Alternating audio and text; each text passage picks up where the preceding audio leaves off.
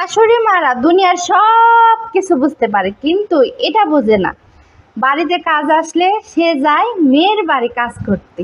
বাড়িতে যে এদিকে কাজ আসছে, ছেলের বউ একা একা কি করে কাজ করবে সেটা তাদের মাথায় থাকে না। মাথায় থাকে কোনটা, আমার মেয়ে কিভাবে এত কাজ করবে, কিভাবে ধান নিবে, ও কি কখনো নিয়েছে, ও কি পারবে, এই বলে চলে যায়। এদিকে যে পরের মেয়ে একা একা সব কাজ কিভাবে করবে সেটা খেয়াল থাকে না।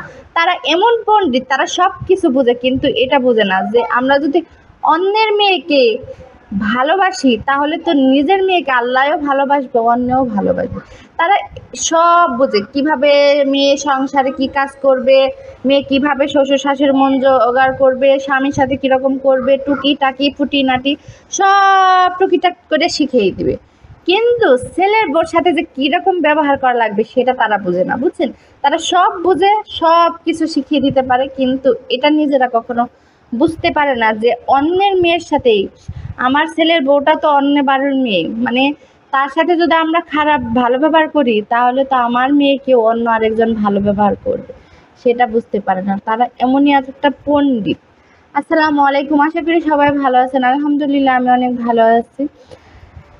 এই যে আজকে দুপুরের জন্য রান্না করতেছি, তাই বলি যে শাশুড়ি মা আর কখনো নিজের মা কখনো এক হতে পারে না, কখনো এক হতে পারে না। কিভাবে এক হয়?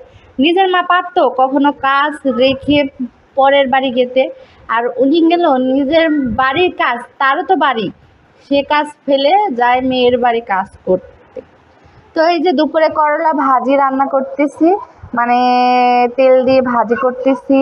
আজকে সব কিছু মেখে তারপর আস্তে আস্তে তেল দিয়ে, মানে প্রতিদিন তো করলা তেলের উপর দিই, আজকে তেলের উপর দিইনি, একটু একটু করে তেল দিয়ে ভেজে নিলাম। তারপরে যে মাছ, সরপুঁটি মাছ দিয়ে ধুন্দুল আর পটল দিয়ে রান্না করতেছি ভেজে। দুপুরে তাই আইটেম ছিল। তারপর রাতে মানে বিকেলবেলা আমি আর ভাবু একটু বাইরে গেছিলাম হাঁটতে, বাসায় আর ভালো লাগছিল না, একটু নিচে হাঁটাহাঁটি করতে গিয়েছিলাম। আর এদিকে ওর বাবা ও কখন আসছে আমি নিজেও জানি না। পরে কারণ আমাদের দুজনের কাছেই চাবি থাকে, বাসায় উনিও আসতে পারে আমি আসতে পারি, তালা দিয়ে রেখে গিয়েছিলাম। পরে ওর বাবা বলতেছে তোমাদের জন্য ভালোবাসা নিয়ে আসছে। আমি বললাম যে ভালোবাসা কেউ নিয়ে আসে টাকা দিয়ে কিনে?